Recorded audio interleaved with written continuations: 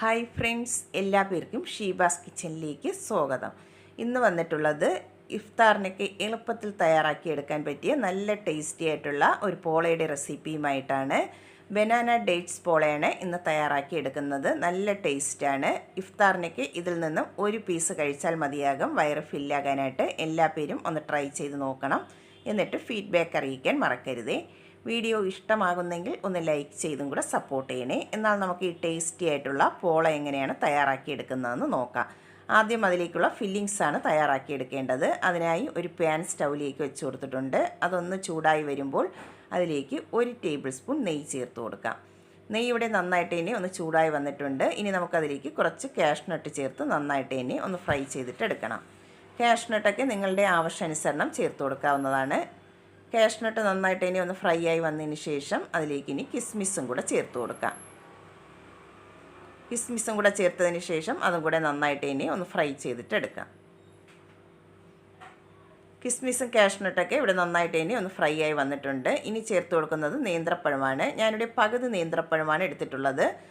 ഒരുപാട് പഴുത്തിട്ടുള്ള പഴം എടുക്കേണ്ട, കുറച്ചൊരു പഴുപ്പ് കുറഞ്ഞ പഴം എടുത്താൽ മതിയാകും. ഒരു പകുതി പഴമാണ് ഇതുപോലെ ഒന്ന് കട്ട് ചെയ്തെടുത്തിട്ടുള്ളത്. അത് നമുക്കതിലേക്ക് ചേർത്ത് കൊടുക്കാം. എന്നിട്ട് ആ കളറെല്ലാം ഒന്ന് ചേഞ്ചായി വരുന്നത് വരെ നമുക്കൊന്ന് വഴറ്റിയെടുക്കണം. ഒരുപാടിട്ടങ്ങ് ഉടച്ചെടുക്കേണ്ട, ചെറുതായിട്ട് ആ കളറെല്ലാം ഒന്ന് ചേഞ്ചായി വന്നാൽ മതിയാകും.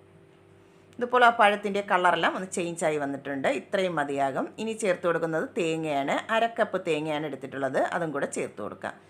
എന്നിട്ട് ആ തേങ്ങയുടെ വെള്ളത്തിൻ്റെ അംശം മാറുന്നത് വരെ 1-2 മിനിറ്റ് ഒന്ന് മിക്സ് ചെയ്തെടുത്താൽ മതിയാകും. ഇതിവിടെ ഒരു 2 മിനിറ്റ് ആയിട്ടുണ്ട്. തേങ്ങയുടെ ആ വെള്ളത്തിൻ്റെ അംശമെല്ലാം ഒന്ന് മാറി വന്നിട്ടുണ്ട്. ഇനി നമുക്കിതിലേക്ക് മധുരത്തിന് ആവശ്യമായിട്ടുള്ള പഞ്ചസാര ചേർത്ത് കൊടുക്കാം. ഞാനിവിടെ 2 ടീസ്പൂൺ പഞ്ചസാരയാണ് ഇതിലേക്ക് ചേർത്ത് കൊടുക്കുന്നത്. മധുരം നിങ്ങൾക്ക് കൂടുതൽ ആവശ്യമുണ്ടെങ്കിൽ കൂടുതൽ ചേർത്ത് കൊടുക്കാവുന്നതാണ്. പഞ്ചസാരയും കൂടെ ചേർത്തതിന് ശേഷം ആ പഞ്ചസാരയെല്ലാം ഒന്ന് മെൽറ്റായി വരുന്നത് വരെ ഒന്ന് മിക്സ് ചെയ്തിട്ട് എടുക്കണം.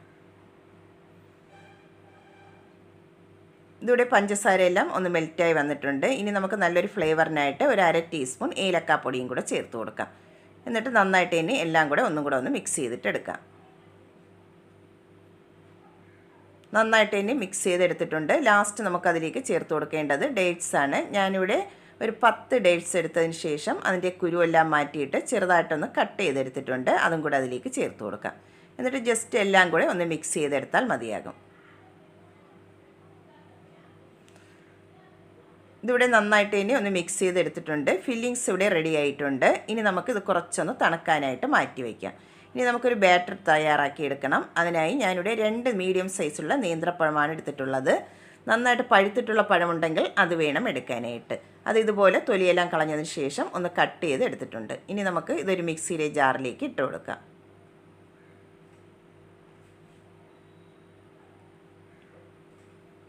ഇനി അതിലേക്ക് ചേർത്ത് കൊടുക്കുന്നത് മുട്ടയാണ്. 2 മുട്ടയാണ് ഇതിലേക്ക് ചേർത്ത് കൊടുക്കുന്നത്.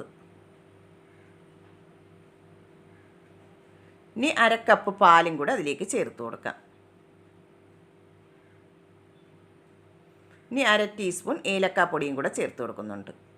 ഇനി മധുരത്തിന് ആവശ്യമായിട്ട് ഞാനിവിടെ 2 ടീസ്പൂൺ പഞ്ചസാരയാണ് ചേർത്ത് കൊടുക്കുന്നത്. മധുരം കൂടുതൽ വേണമെന്നുള്ളവർക്ക് കൂടുതൽ ചേർത്ത് കൊടുക്കാവുന്നതാണ്.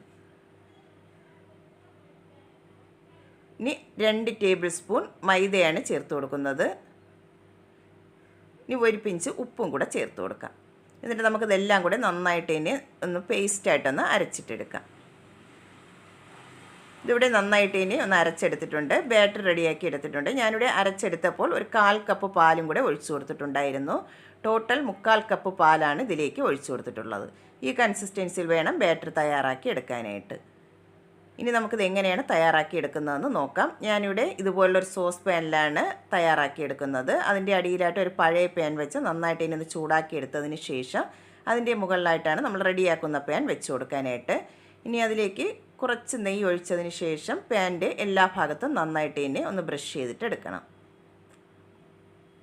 നെയ്യ് ബ്രഷ് ചെയ്തെടുത്തതിന് ശേഷം നമുക്ക് റെഡിയാക്കി വെച്ചിട്ടുള്ള ബാറ്ററിൽ നിന്നും പകുതി അതിലേക്ക് ഒഴിച്ചു കൊടുക്കാം.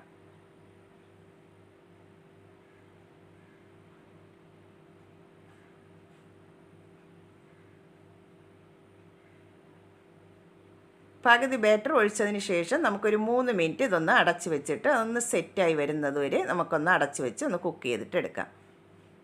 അതിന് ശേഷം നമുക്കതിൻ്റെ മുകളിലായിട്ട് ഫില്ലിങ്സ് വെച്ച് കൊടുക്കാം. ഇതിപ്പോൾ വേകാൻ വെച്ചിട്ട് ഒരു 3 മിനിറ്റ് ആയിട്ടുണ്ട്. നമുക്ക് അടപ്പൊന്ന് തുറന്ന് നോക്കാം. ചെറുതായിട്ടൊന്ന് സെറ്റായി വന്നിട്ടുണ്ട്. ഇനി നമുക്ക് റെഡിയാക്കി വെച്ചിട്ടുള്ള ഫില്ലിങ്സ് അതിൻ്റെ മുകളിലായിട്ട് വെച്ച് കൊടുക്കാം.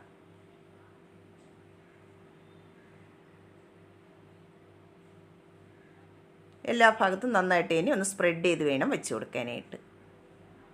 ഫില്ലിങ്സ് ഫുള്ളായിട്ടും വെച്ചതിന് ശേഷം ബാക്കി വെച്ചിട്ടുള്ള ബാറ്ററും കൂടെ അതിൻ്റെ മുകളിലായിട്ട് എല്ലാ ഭാഗത്തും നന്നായിട്ട് കവർ ചെയ്ത് വേണം ഒഴിച്ചു കൊടുക്കാൻ.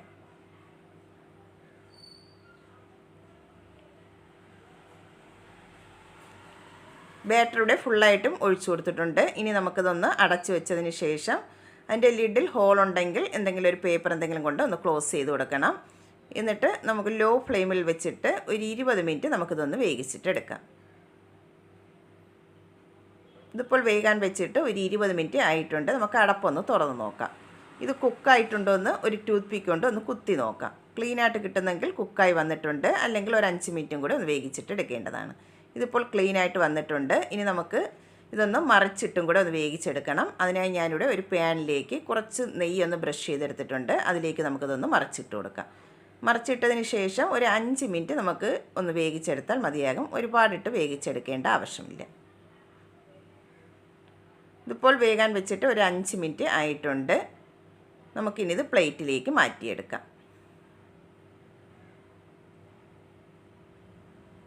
ഇതിപ്പോൾ നന്നായിട്ട് തന്നെ റെഡിയായി വന്നിട്ടുണ്ട്. ഇനി നമുക്ക് നന്നായിട്ട് തണുത്തതിന് ശേഷം വേണം ഇതൊന്ന് കട്ട് ചെയ്തെടുക്കാനായിട്ട്. ഇതിവിടെ നന്നായിട്ട് ഇനി ഒന്ന് തണുത്തതിന് ശേഷമാണ് ഞാനിവിടെ എടുത്തിട്ടുള്ളത്. ഇനി നമുക്കിതൊന്ന് കട്ട് ചെയ്ത് നോക്കാം. നല്ല ടേസ്റ്റിയും അതുപോലെ ഈസി ആയിട്ട് തയ്യാറാക്കി എടുക്കാൻ പറ്റിയ നല്ലൊരു പോളയാണ്. എല്ലാ പേരും ഒന്ന് ട്രൈ ചെയ്ത് നോക്കണം. എന്നിട്ട് വീഡിയോ ഇഷ്ടമാകുന്നെങ്കിൽ ഒന്ന് ലൈക്ക് ചെയ്ത് സപ്പോർട്ട് ചെയ്യാൻ മറക്കരുതേ. ആദ്യമായിട്ടാണ് കാണുന്നവരുണ്ടെങ്കിൽ പ്ലീസ് ഒന്ന് സബ്സ്ക്രൈബ് ചെയ്തും കൂടെ സപ്പോർട്ടും കൂടെ ചെയ്യണേ. എന്നാൽ നമുക്ക് പുതിയൊരു വീഡിയോയുമായി കാണുന്നതുവരെ താങ്ക്സ് ഫോർ വാച്ചിങ്.